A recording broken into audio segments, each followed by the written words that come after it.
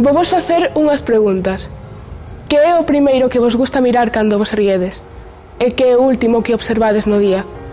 Como é unha posta de sol? Como é realmente unha estrela? Pregunto isto porque a xente como a min non o podemos ver. Pero hai unha dúbida que me intriga máis que as anteriores. Que pensades cando vedes a unha persoa invidente pola rúa?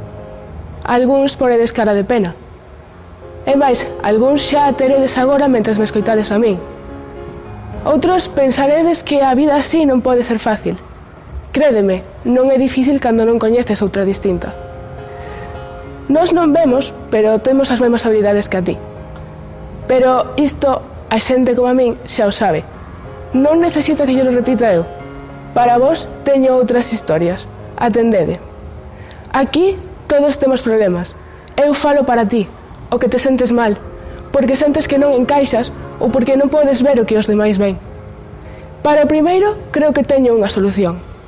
Mira, a min gústame pensar que o mundo é como un cremacabezas. Sí, que todas as persoas somos pezas. E se algunha se move, xa non encaixa. Así que supoño que ti encaixarás en algures, non?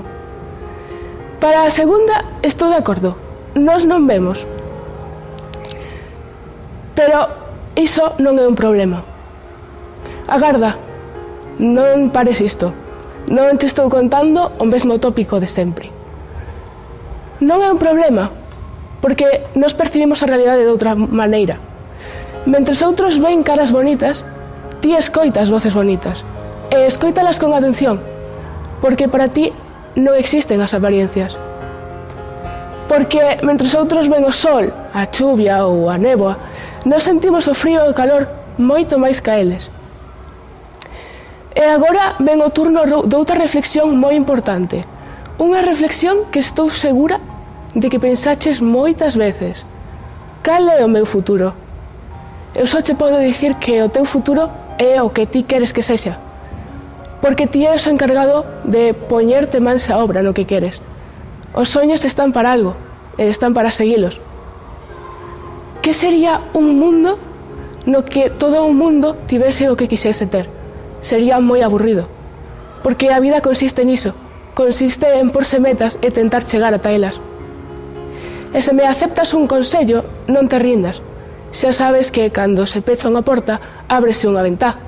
E aínda que ti non vexas a ventá, estou segura de que conseguirás chegar ata ela. Espero que che servisen as miñas reflexións, porque está basado no que pensei eu, no que pensei moitas veces, e na conclusión a que cheguei.